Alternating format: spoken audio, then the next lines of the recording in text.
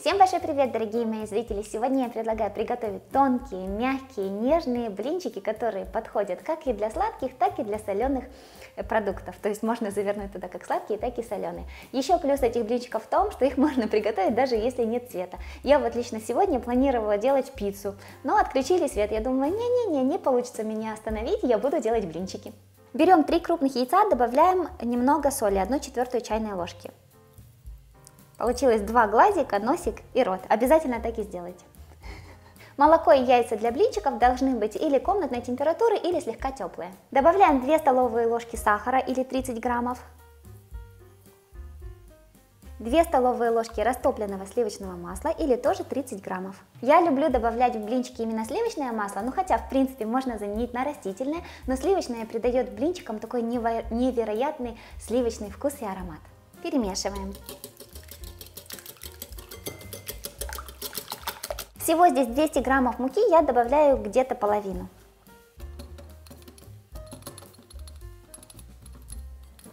И теперь я добавляю половину молока, всего 500 мл молока.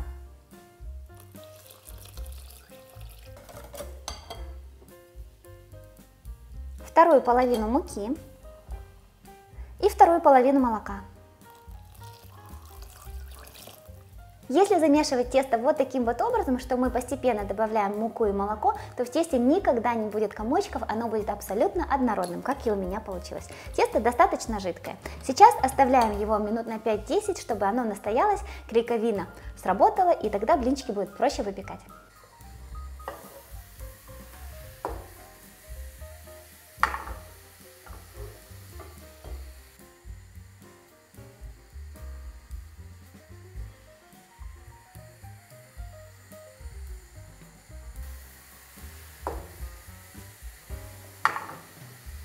Совсем забыла сказать, перед каждым блинчиком вот так вот перемешиваем тесто, как бы поднимая муку со дна, которая там могла бы осесть, чтобы у нас тесто все было однородным и мука не оседала на дне.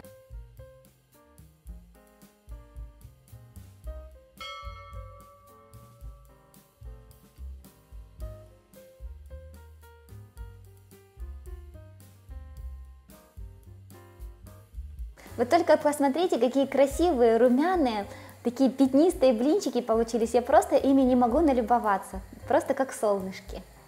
Мне кажется, что нужно научиться радоваться вот таким вот простым вещам, как блинчики. Посмотрите, какие они красивые. И когда ты вот их готовишь, ты уже получаешь удовольствие, и тебе становится тепло и радостно на душе. Если научиться радоваться простым вещам, то можно, в принципе, всегда быть счастливым человеком.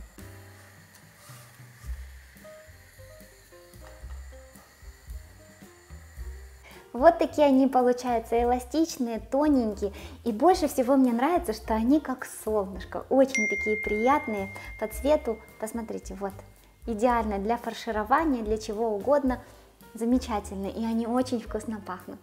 Немного сметанки,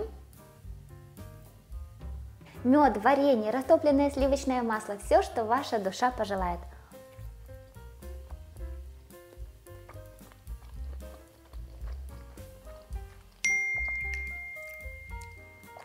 Блинчики очень вкусные, они не сладкие, поэтому если вы хотите, чтобы они были сладкие, то добавляйте больше сахара. А эти универсальные, как для сладкой, так и для соленой начинки. Также, если вы будете делать сладкие, то я очень советую добавить ванильный сахар или ваниль. Тогда блинчики вообще превращаются в очень-очень вкусный десерт. Я надеюсь, что вам пригодится этот рецепт, потому что он действительно достойный. Назовем эти блинчики солнечными. Я же с вами прощаюсь, всем пока, до новых вкусных рецептов.